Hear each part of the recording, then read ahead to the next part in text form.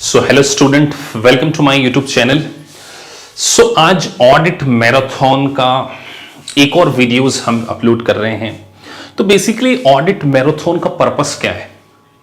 तो ऐसे स्टूडेंट्स जो कि अभी यूट्यूब चैनल पर फर्स्ट टाइम इस वीडियो को देख रहे हैं, तो हमने एक सीरीज स्टार्ट की है जिसमें कि ऐसे स्टूडेंट्स जिनका ऑडिट में बैकग्राउंड स्ट्रांग नहीं है, उन स्टूडेंट की हेल्प करने के लिए हम अराउंड आपको 20 आवर्स के ऐसे वीडियोस देने वाले हैं जिससे कि आपका ऑडिट के अंदर बेस स्ट्रांग हो जाए। केवल इन वीडियोस को देखकर आपके 50% से ज्यादा क्वेश्चन सही हो जाएंगे, एमसीक्यू और सिमुलेशन, और एंड आप ऑडिट को अच्छे से समझ पाएंगे। तो आज मैं आपको जो दूसरे वीडियोस में से 20 आवर्स और इवन 20 आवर्स से भी ज्यादा वीडियोस हो सकते हैं ताकि आपको ऑडिट के अंदर मास्टरी हो जाए। ये एक लैंग्वेज का पेपर है, तो लैंग्वेज के पेपर को अंडरस्टैंड करना बहुत जरूरी है। तो चलिए आज बेसिकली आज के इस लेक्चर में जो हम डिस्कस करने वाले हैं, एक सीपीए के द्वारा various kind of services provide की जाती है। Audit, review, compilation, financial statement preparation. तो स्टूडेंट को कंफ्यूजन होता है कि सर इनके बीच में डिफरेंसेस कैसे करें। तो आज इस वीडियो को देखने के बाद आपको ऑडिट, प्रिपरेशन, कंपाइलेशन और रिव्यू के बीच में पूरा डिफरेंस समझ में आ जाएगा। और मैं बिलीव मी आपके 5 क्वेश्चन डेफिनेटली इस वीडियो को देखकर ही एग्जाम में जब आप जाएंगे तो सही हो जाएंगे, क्योंकि इतना अच्छे तरीके से हम इसको समझेंगे। चलिए, तो बोर्ड पर आप देख रहे होंगे एक स्लाइड जहां पे मैंने मेंशन किया है 4 सर्विसेज के बारे में। तो सर्विसेज को समझें। Audit, review. तो देखिए, ऑडिट और रिव्यू के साथ में एक वर्ड डाला हुआ अश्योरेंस सर्विसेज, और compilation and financial statement preparation में नो अश्योरेंस। सबसे पहले समझिए सर, ये what is the meaning of assurance क्या होता है। देखिए, जब एक सर्टिफाइड पब्लिक अकाउंटेंट किसी कंपनी के फाइनेंशियल स्टेटमेंट का ऑडिट करता है, क्या करता है? ऑडिट और रिव्यू। तो उसके ऊपर वो ओपिनियन एक्सप्रेस करता है, और ये ओपिनियन में वो क्या देता है? अश्योरेंस देता है थर्ड पार्टीज को। थर्ड पार्टी कैसे सर? एक हो गया ऑडिटर, एक हो गई वो कंपनी या मैनेजमेंट जिसके फाइनेंशियल स्टेटमेंट्स बने। थर्ड पार्टी जो उस फाइनेंशियल स्टेटमेंट के यूजर है, like shareholder, governments, lender, उस फाइनेंशियल स्टेटमेंट के ऊपर वो अश्योरेंस देता है कि कंपनी के फाइनेंशियल स्टेटमेंट एज पर एप्लीकेबल फाइनेंशियल रिपोर्टिंग फ्रेमवर्क यानी कि यूएस गैप या आईएफआरएस के अकॉर्डिंग बने। तो सर ऑडिट और रिव्यू में हमेशा अश्योरेंस दिया जाता है, लेकिन कंपाइलेशन और प्रिपरेशन थर्ड पार्टी के लिए नहीं होती है। यहां पर हम किसी थर्ड पार्टी को अश्योर नहीं करते, यहां पर हम फाइनेंशियल स्टेटमेंट में किसी प्रकार का कोई अश्योरेंस नहीं देते। पहली बात तो ये, तो सबसे बड़ा डिफरेंस तो यही है।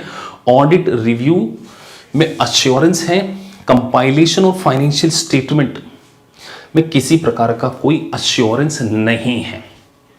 यहां पर हम ऑडिटर वर्ड यूज करेंगे, यहां पर हम यूज करेंगे प्रैक्टिशनर या अकाउंटेंट। अब हम एक एक करके समझते हैं कि सर प्रिपरेशन क्या है, कंपाइलेशन क्या है। तो सबसे पहले प्रिपरेशन के लिए समझें। देखिए, जब किसी कंपनी के फाइनेंशियल स्टेटमेंट को प्रिपेयर करना हो, मतलब ऐसा सोचो कि मैनेजमेंट ने आपको ट्रायल बैलेंस दे दिया। बुक्स ऑफ अकाउंट्स बनाने के बाद उसके बाद बनता है ट्रायल बैलेंस, और ट्रायल बैलेंस के बेसिस पर आपने कंपनी के फाइनेंशियल स्टेटमेंट को प्रिपेयर कर दिया। उस ट्रायल बैलेंस, फाइनेंशियल स्टेटमेंट क्या है sir? Balance sheet, income statement, cash flow statement, statement of changes in equity. तो केवल कंपनी के फाइनेंशियल स्टेटमेंट को प्रिपेयर करा रहा, मतलब मैनेजमेंट ने एक सीपीए को हायर किया, बोले ये हमारा बुक्स ऑफ अकाउंट्स है, ये हमारी ट्रायल बैलेंस है, इसके बेसिस पर आप फाइनेंशियल स्टेटमेंट बना दो। तो मुझे बताइए, क्या इसको थर्ड पर्सन को इससे क्या लेना देना? क्या हम कंपनी की उस फाइनेंशियल इंफॉर्मेशन के ऊपर कोई ओपिनियन एक्सप्रेस कर रहे हैं कि ये ट्रू एंड फेयर है कि नहीं, करेक्ट है कि नहीं? तो हमारा काम यहां पर ओपिनियन देना नहीं होता। प्रिपरेशन में किसी प्रकार का कोई ओपिनियन नहीं है, कोई अश्योरेंस नहीं है। कंपाइलेशन में मैनेजमेंट क्या करता है? फाइनेंशियल स्टेटमेंट बनाकर और जो प्रैक्टिशनर की सर्विसेज लेता है कि ये फाइनेंशियल स्टेटमेंट ठीक बना है कि नहीं बना है। प्रिपेयर कौन करेगा? मैनेजमेंट, क्योंकि सीपीए के पास है ना फाइनेंशियल अकाउंटिंग में एक्सपर्टाइज होती है, वो पूरे यूएस गैप को पढ़ा होता है। तो जब आपके पास यूएस गैप का नॉलेज होता है तो आपको केवल ये देखना है कि ये फाइनेंशियल स्टेटमेंट सही बना है कि नहीं, एरर फ्री है कि नहीं, एज पर यूएस गैप के फ्रेमवर्क के अकॉर्डिंग कंपाइल है कि नहीं, मतलब प्रॉपरली डिस्क्लोजर्स आपने दिए हैं कि नहीं दिए हैं, अनसिक्योर्ड लोन को सही तरीके से क्लासिफाई किया है कि नहीं किया है, करंट और नॉन करंट एसेट्स के बीच में किस तरीके से डिफरेंट, मतलब वो केवल ये देख रहा है, कंपाइल कर रहा है कि जो इंफॉर्मेशन ऑलरेडी फाइनेंशियल स्टेटमेंट में प्रेजेंटेड है वो प्रॉपरली है या नहीं है, और जो यूएस गैप के अकॉर्डिंग अकाउंटिंग पॉलिसीज का डिस्क्लोजर देना है वो सही डिस्क्लोजर दिया है या नहीं दिया। तो प्रिपरेशन और कंपाइलेशन केवल मैनेजमेंट के लिए हम कर रहे हैं, और similarity independent is not required. Preparation में और कंपाइलेशन में इंडिपेंडेंस की रिक्वायरमेंट्स नहीं होती है। मतलब सर एक प्रैक्टिशनर ऐसी किसी कंपनी के फाइनेंशियल स्टेटमेंट को प्रिपेयर या उसकी कंपाइलेशन से रिलेटेड सर्विसेज दे सकता है जिसमें ऑलरेडी उसका इंटरेस्ट है, मतलब वो इंडिपेंडेंट नहीं है। सर इंटरेस्ट है मतलब सोचिए एक सीपीए ने एक कंपनी में शेयर होल्ड कर रखे, लेट से 15%, 15% की होल्डिंग, तो उस कंपनी का ऑडिट और रिव्यू नहीं कर सकता, क्योंकि ऑडिट और रिव्यू के लिए इंडिपेंडेंट होना जरूरी है, लेकिन प्रिपरेशन और कंपाइलेशन के लिए इंडिपेंडेंस की जरूरत नहीं है। तो सिमिलैरिटी क्या है? Independence is not required, no assurance is provided, किसी प्रकार का कोई अश्योरेंस नहीं है। आगे बढ़े, अब प्रिपरेशन की पूरी डेफिनेशन को हम समझेंगे। देखिए मैं है ना प्रोविजन को रीड भी करूंगा यहां पे, क्योंकि मैं ये चाहता हूं कि आप मल्टीपल चॉइस क्वेश्चन को जब करें या सिमुलेशंस को जब करें तो मेरी बातें आपको याद रहें। कुछ चीजों को मैं यहां हाईलाइट करने वाला हूं। तो सबसे पहले preparation engagement, the accountant should ensure that, ये वेरी वेरी इंपॉर्टेंट लाइन है, the accountant should ensure that each page of the financial statement includes on the indication that, यहां ध्यान रखना, each page financial statement include indication that no assurance has been provided, मतलब आपने किसी company के financial statement को बना दिया, आपने बैलेंस शीट बना दी, आपने इनकम स्टेटमेंट बना दिए, तो आपको हर पेज पर ये मेंशन करना पड़ेगा कि ये जो फाइनेंशियल स्टेटमेंट है ये ऑडिटेड नहीं है, ये अनऑडिटेड है, और हमने किसी प्रकार का कोई ओपिनियन एक्सप्रेस नहीं किया, we are not providing any kind of assurance. Independence is not required of the practitioner. मैंने आपको बताया कि रिलेटिव की कंपनी के फाइनेंशियल स्टेटमेंट को भी आप प्रिपेयर करने से रिलेटेड सर्विसेज दे सकते हो। ये बहुत इंपॉर्टेंट लाइन है, किसी प्रकार का कोई ओपिनियन भी नहीं होता, और एक और बात मैं लिख दे रहा हूं, कोई रिपोर्ट भी नहीं दी जाती है, ये नो रिपोर्ट। एमसीक्यू में आपको ये ध्यान रखना है कि प्रिपरेशन में कोई रिपोर्ट नहीं होती, केवल फाइनेंशियल स्टेटमेंट को प्रिपेयर किया जाता। डेफिनेशन पढ़ें,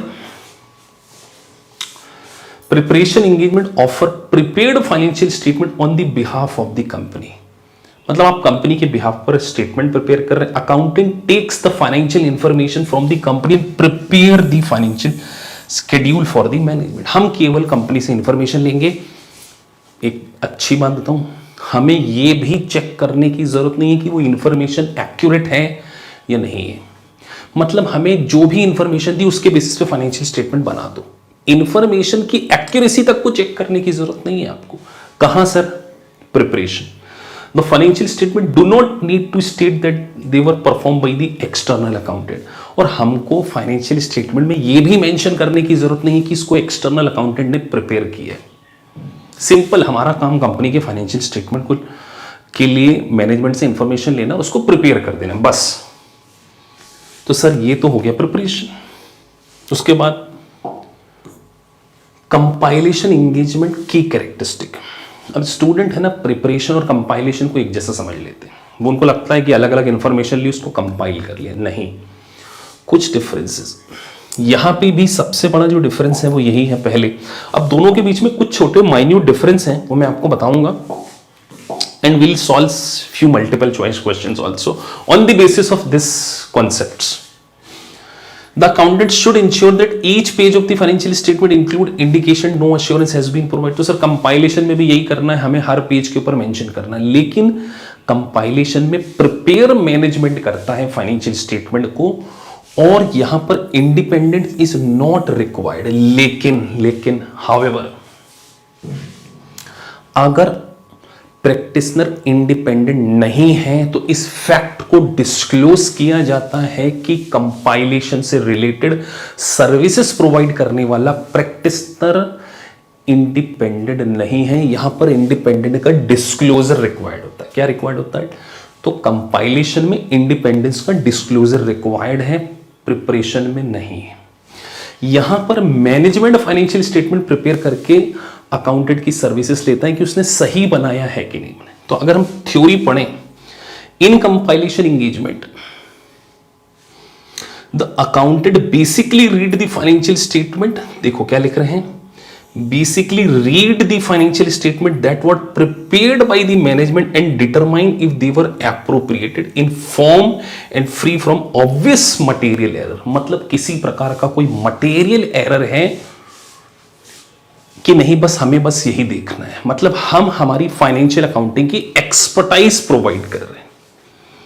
however the practitioner is not, ये लाइन किलिंग है बेटा, यही पूछेंगे एमसीक्यू में। However if the practitioner is not independent they must make disclosure to every page the compilation report. मतलब यहां पर सर रिपोर्ट दी जाती है, यहां पर रिपोर्ट दी जाती है, कंपाइलेशन में, प्रिपरेशन में नहीं दी जाएगी। और कंपाइलेशन की हर पेज पर रिपोर्ट पर क्या लिखना पड़ेगा कि जो प्रैक्टिशनर है वो इंडिपेंडेंट नहीं। मतलब if you are lacking independence you have to disclose the fact. To disclosure is required, independence is not required। if you are lacking independence then this fact should be disclosed in the report। ये इसका एक concept. चलिए sir, compilation हो गया, preparation हो गया, अब आगे बढ़ते हैं रिव्यू, बहुत इंपॉर्टेंट। तो सर रिव्यू में हमने अभी पढ़ा कि ये एक प्रकार की अश्योरेंस सर्विसेज है। तो यहां ध्यान रखिए, रिव्यू एंगेजमेंट के ऊपर ऑडिटिंग स्टैंडर्ड नहीं लगते, रिव्यू स्टैंडर्ड लगते हैं। ये SSAR, statement of standard auditing and review services. तो इसके कुछ की डिस्कशन। सबसे पहली बात, यहां पर इंडिपेंडेंस की रिक्वायरमेंट होगी। रिव्यू बगैर इंडिपेंडेंट के किया ही नहीं जा सकता। Review engagement for non issuer, मतलब sir private company is subject to SSAR standard। The accountant is required to be independent as a limited, ये लाइन को मैं हाईलाइट कर रहा हूं। यहां पर अश्योरेंस दिया जाता है लेकिन लिमिटेड अश्योरेंस दिया जाता है। क्या दिया जाता है? इसको हम क्या बोलते हैं? नेगेटिव अश्योरेंस भी बोलते हैं। वर्ड याद रखना, लिमिटेड अश्योरेंस को क्या बोल रहे हैं? Negative assurance will be express the accountant should perform limited procedure which consists inquiry with the management and analytical procedure। Sir review में इंडिपेंडेंस रिक्वायर्ड है, लिमिटेड अश्योरेंस दिया जाता है, और यहां पर केवल दो ही प्रोसीजर परफॉर्म करनी है, मैनेजमेंट से इंक्वायरी करना है और एनालिटिकल प्रोसीजर को परफॉर्म करना। एनालिटिकल प्रोसीजर क्या होता है सर?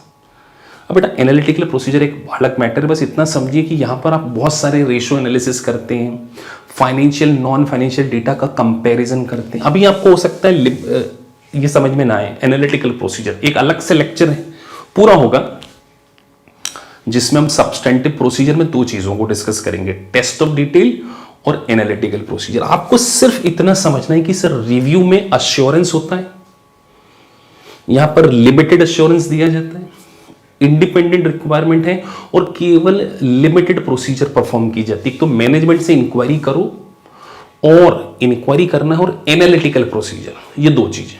मतलब सर कंपाइलेशन और प्रिपरेशन में ये नहीं होता है, रिव्यू में एनालिटिकल प्रोसीजर भी आएगी और इंक्वायरी फ्रॉम द मैनेजमेंट।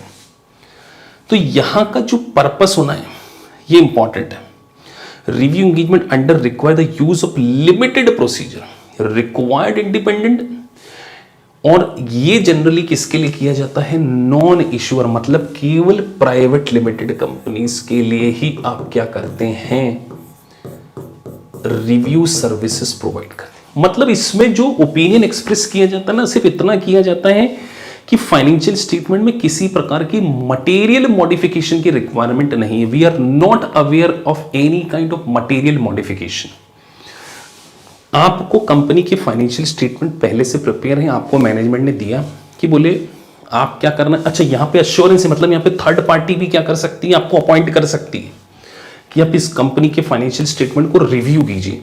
तो आप मैनेजमेंट से इंक्वायरी करेंगे, उनसे पूछेंगे कि प्रॉपर डिस्क्लोजर दिया है कि नहीं दिया है, इंटरनल कंट्रोल मेंटेन है कि नहीं है, सभी लॉ एंड रेगुलेशन का कंप्लायंसेस आप क्या पूछ रहे हैं। आप देखो वेरिफिकेशन नहीं कर रहे हैं, आप कंपनी के डॉक्यूमेंट्स को वेरीफाई नहीं कर रहे हैं, वो ऑडिट में करते हैं। ऑडिट में आप क्या करते हैं? कंपनी के फाइनेंशियल स्टेटमेंट लेते हैं, उसको वेरीफाई करने के लिए बहुत सारी ऑडिट प्रोसीजर परफॉर्म करते हैं। लाइक लेजर को वेरिफिकेशन करना है, एक्सटर्नल कंफर्मेशन करना है, एनालिटिकल प्रोसीजर करना है, टेस्ट ऑफ डिटेल करना है, मैनेजमेंट रिप्रेजेंटेशन लेना है। लेकिन यहां पे क्या करना है? आपने मैनेजमेंट से केवल इंक्वायरी करना है और एनालिटिकल प्रोसीजर परफॉर्म करना। मतलब यहां पे टेस्ट ऑफ डिटेल और इंटरनल कंट्रोल नहीं आएगा, यहां पर केवल लिमिटेड प्रोसीजर। मतलब कंपनी ने आपको फाइनेंशियल स्टेटमेंट प्रिपेयर करके दी, आपने मैनेजमेंट से पूछा, आपने लॉ एंड रेगुलेशन का कंप्लायंसेस कर लिया है, आपने कोई इसमें कोई फ्रॉड एंड एरर तो नहीं है, आपने अकाउंटिंग एस्टीमेट ले लिया, केवल मैनेजमेंट से पूछ रहे हैं, जाके बुक्स ऑफ अकाउंट्स को वेरीफाई नहीं कर रहे। मतलब audit is a higher level service, तो उससे बिलो लेवल की जो सर्विस है उसको बोलते हैं रिव्यू। तो रिव्यू में इंडिपेंडेंस रिक्वायर्ड, लिमिटेड प्रोसीजर, इसका मैंने एक और वर्ड नाम दिया नेगेटिव अश्योरेंस। ये वर्ड याद रखना, नेगेटिव अश्योरेंस। ऑडिट में पॉजिटिव अश्योरेंस देते हैं। पॉजिटिव अश्योरेंस मतलब आप कंपनी के फाइनेंशियल स्टेटमेंट लेते हैं, उसका ऑडिट करते हैं, उसके ऊपर ओपिनियन एक्सप्रेस करते हैं कि कंपनी के फाइनेंशियल स्टेटमेंट एज पर applicable financial reporting framework prepare है, मतलब यूएस गैप के अकॉर्डिंग प्रिपेयर है। आप ये कह रहे हैं, you are giving positive assurance. Company के फाइनेंशियल स्टेटमेंट में किसी प्रकार का कोई मिस स्टेटमेंट नहीं है, all material factor properly disclose, ये पॉजिटिव अश्योरेंस। यहां क्या बोल रहे हैं कि कंपनी के फाइनेंशियल स्टेटमेंट में कोई गड़बड़ी नहीं है बस। तो ये छोटा सा डिफरेंस है। तो इंडिपेंडेंट रिक्वायर्ड। उसके बाद अब कुछ ऐसे अटेस्टेशन एंगेजमेंट आते हैं जो कि ये क्या है, नॉन कंसीडर्ड अटेस्टेशन एंगेजमेंट। जैसे टैक्स प्रिपरेशन की सर्विस, किसकी? Tax practitioner service. आपने क्लाइंट आया, उसने आपसे इनकम टैक्स का रिटर्न प्रिपेयर कराना है, आपने उसको एडवाइस किया इनकम टैक्स की कंसल्ट, तो यहां कोई अटेस्टेशन नहीं है, किसी प्रकार का कोई अश्योरेंस नहीं दे रहे, ये कंसल्टेंसी सर्विसेज है sir.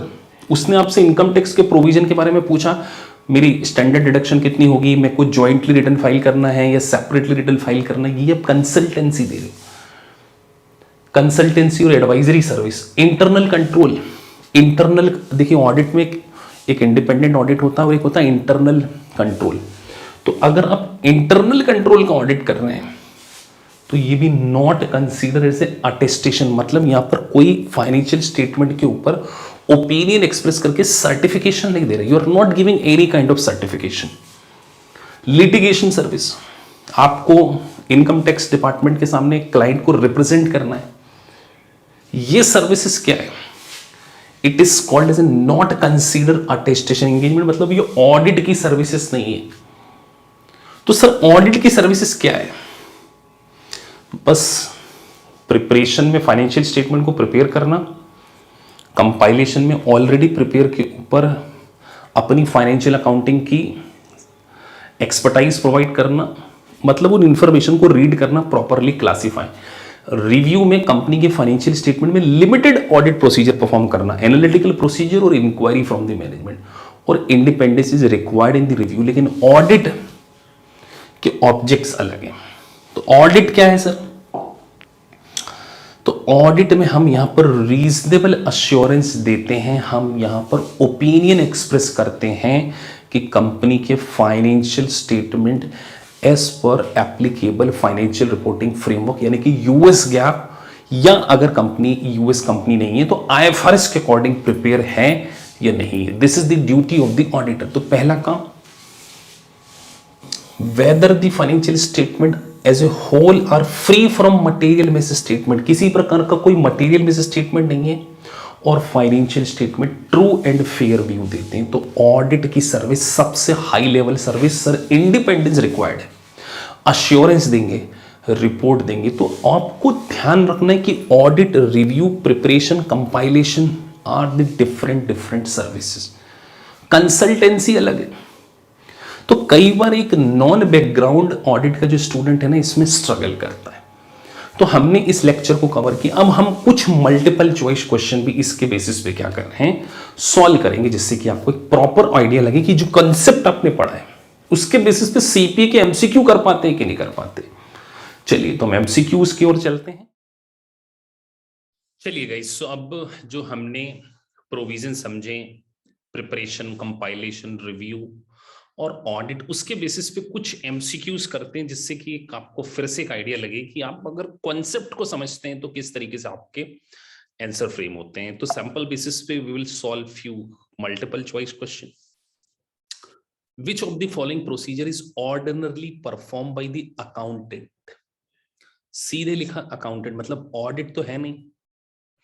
During engagement to compile financial statement of a non issuer, compilation के टाइम क्या देखते हैं? क्या इंक्वायरी करते हैं? वो तो सर रिव्यू में करते हैं। इंक्वायरी और एनालिटिकल प्रोसीजर किस में होती है? रिव्यू में। यहां तो हम केवल कंपनी के फाइनेंशियल स्टेटमेंट को रीड करते हैं और ये देखते हैं कि उसमें किसी प्रकार का कोई एरर तो नहीं है। केवल काम यही है, कंपाइलेशन। ये दिमाग में क्लियर होना चाहिए वीडियो सुनने के बाद। तो सर क्या इनमें से कोई ऑप्शन है? Determine whether there is substantial doubt about the entity's ability to continue as a going. नहीं सर, ये नहीं हो सकता। Scan the entity's record for the period just after the balance sheet date and identify subsequent event, तो ये भी नहीं। Consider whether the financial statement are free from obvious material mistake, sir यही होगा आंसर। क्योंकि हमने पढ़ा, मैनेजमेंट ने आपको फाइनेंशियल स्टेटमेंट दिया, आपने उसको रीड करना, उसमें किसी प्रकार का कोई एरर तो नहीं है। तो आपका काम केवल यहां पर यहीं तक था। चलिए एक और एमसीक्यू करते हैं। अब देखिए, आपको एलिमिनेशन आना चाहिए और कहीं प्रेजेंस ऑफ माइंड को भी यूज करते आना चाहिए। During the review of the work performed for a review engagement, supervising accountant becomes aware that information provided by the management is incorrect. Management ने आपको information दी, आप उनका review कर रहे हैं। In this situation, accountant should make inquiry of management regarding the intent of committed fraud. मतलब हम, क्योंकि हमें तो रिव्यू में पता है कि सर हमें दो ही काम करना है। इंक्वायरी मैनेजमेंट से किस बात की, कि जो फाइनेंशियल स्टेटमेंट में वो इंफॉर्मेशन करेगा उसकी इंटीग्रिटी के रिगार्डिंग नहीं करना है कि वो कोई कमिटमेंट फ्रॉड करना चाह रहे हैं कि नहीं करना। तो सर स्ट्रेट फॉरवर्ड बाहर, conclude that financial statement are misleaded. अब मुझे बताइए, कुछ इंफॉर्मेशन अगर गलत दी है, इसका क्या मतलब पूरा फाइनेंशियल स्टेटमेंट गलत हो जाएगा? Not at all. Disclaimer of opinion, क्या सर ये ऑडिट है? ये तो सर रिव्यू है। डिस्क्लेमर, क्वालिफिकेशन, एडवर्स ऑडिट में दिए जाते हैं। Request the management consider the effect of related matter on the financial statement. आपने, मैनेजमेंट ने आपको इंफॉर्मेशन दी, आप मैनेजमेंट से बात करोगे ना, तो कभी भी कंक्लूजन पे जंप नहीं करना है। देखिए सिंपल क्वेश्चन क्या है, इस तरीके से आप क्या कर सकते हैं, सॉल्व कर सकते हैं। अगला एमसीक्यू, लिमिटेड अश्योरेंस। अभी मैंने आपको बताया था वीडियो में कि लिमिटेड अश्योरेंस को सर एक ही बात बोलते हैं, नेगेटिव अश्योरेंस।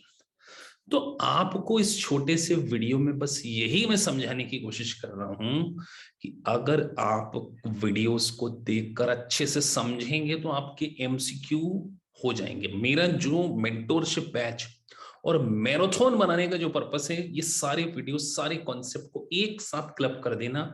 लास्ट मोमेंट में 20 आवर्स के वीडियोस देखिए और आपके 60 से 70%, 50 तो मैं 100% 50 तो आपके हो ही जाएंगे सही। इवन 70% भी हो सकते हैं अगर आप एक सही तरीके से ओवरऑल स्टडी करते हैं। चलिए अगले वीडियो में हम आपसे मिलते हैं और कुछ कॉन्सेप्ट के साथ में, उसको हम क्या करेंगे आपके साथ डिस्कस करेंगे।